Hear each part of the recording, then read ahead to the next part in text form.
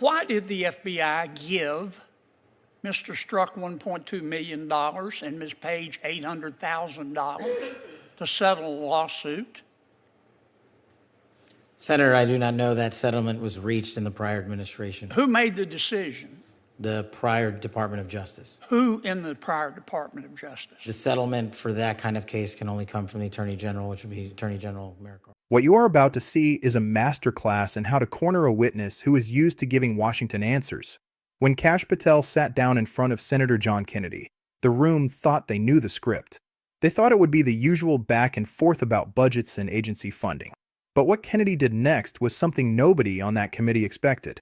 He didn't just ask about policy. He started asking deeper questions that challenged the idea of equal treatment under the law. From a judge in Wisconsin to the inner sanctum of the FBI, Kennedy was hunting for the truth about who actually gets protected in this country and who gets the sick bucket. I'm telling you now, you need to watch this until the very end. Because the moment that broke the entire room, the question that left everyone breathless, wasn't about emails or laptops. It was about a name that powerful people never want mentioned in public hearings. Hit subscribe real quick because this reveal is something you don't want to miss. Now watch how Kennedy sets the trap. Mr. Director, worry not. We'll make sure your agency is adequately funded. This judge you arrested in Wisconsin, she was breaking federal law, wasn't she? Yes, that's why we arrested her. She was helping an illegal immigrant escape being taken into custody. Is that right? Yes, and the field agents decided to open the case, work the case. And as Americans, do we get to pick and choose which laws we want to follow? We do not. If you're a state court judge, do you get to decide you don't want to follow federal law? No. And if you violate federal law, you get arrested, don't you? Yes, Senator. That's called equal treatment under the law, isn't it? Yes, Senator. You remember Lisa Page and Peter Strzok, don't you? Yes, Senator. Mr. Strzok worked for the FBI. Mr. Strzok worked for the FBI. I think Ms. Page worked for Justice.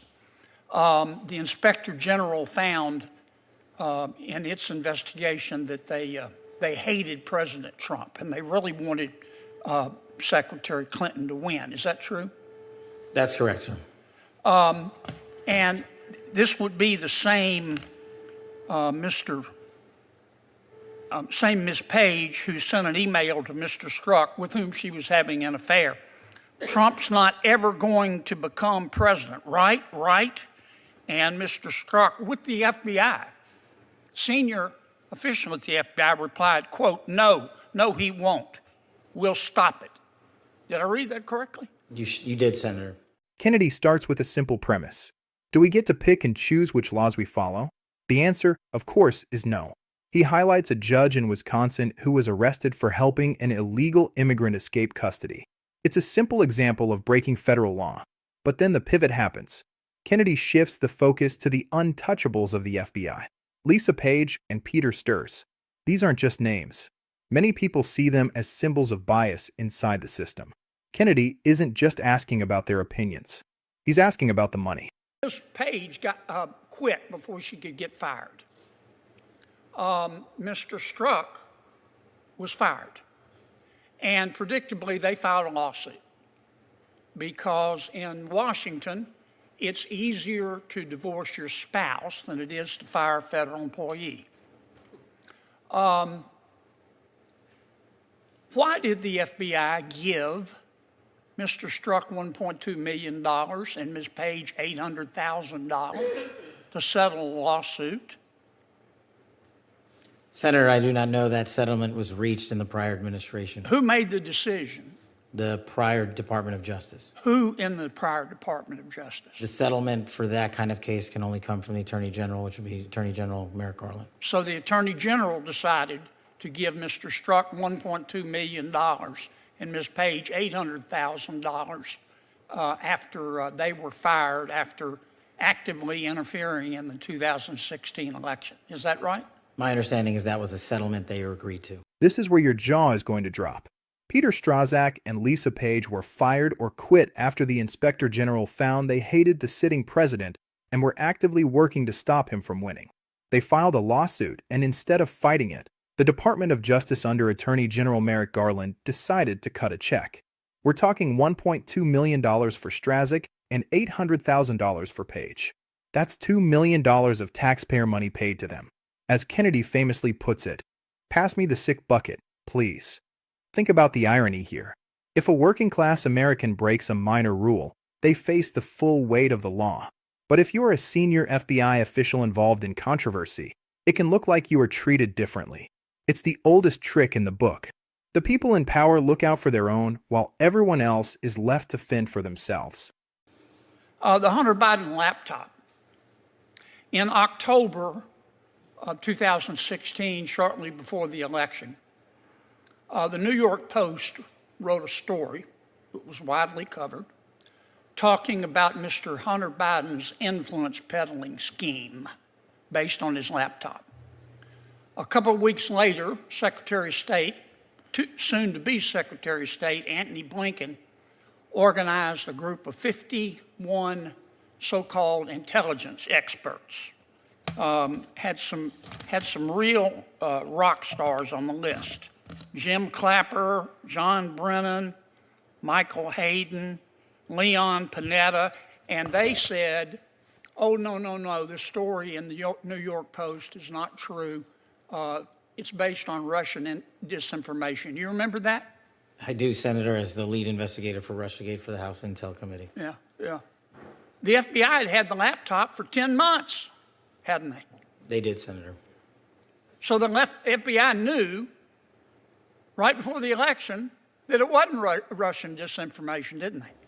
And that was confirmed by the Inspector General's report. Yeah. Who at the FBI refused to let the FBI tell the American people the truth? I don't have that name in front of me, sir. Well, would you look? I will, sir. I'd like to know. I'd like a name, not a division. I'd like the name. Person with a brain and a beating heart. Yes, sir. Before we get to the final reveal, Kennedy brings up the intelligence experts. Remember them? The 51 rock stars like John Brennan and Leon Panetta, who signed a letter claiming the Hunter Biden laptop story was Russian disinformation. Kennedy forces Patel to admit the truth. The FBI had that laptop for 10 months before the election. They knew it was real. They knew it wasn't a Russian plot. But they did not speak up while others made claims to the public. Kennedy is demanding names. He wants the person with a brain and a beating heart who refused to let the truth out. Did Jeffrey Epstein hang himself, or did somebody kill him?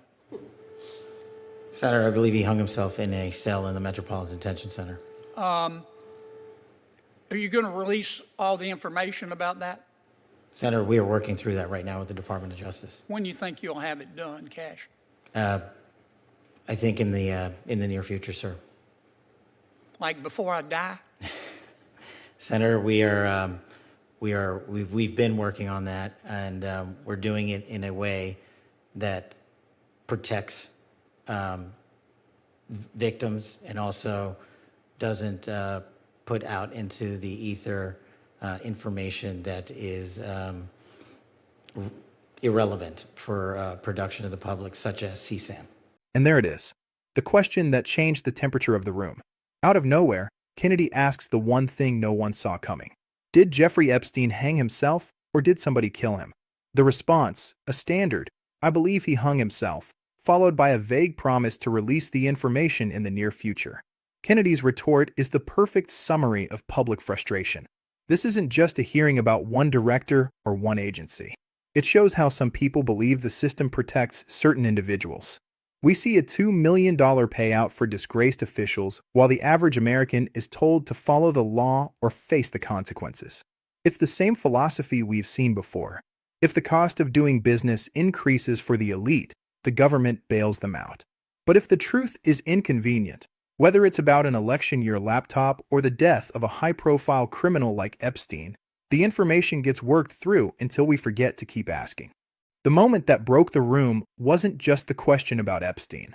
It was the realization that we are still being told to wait for the truth while the people in power are robbing us blind.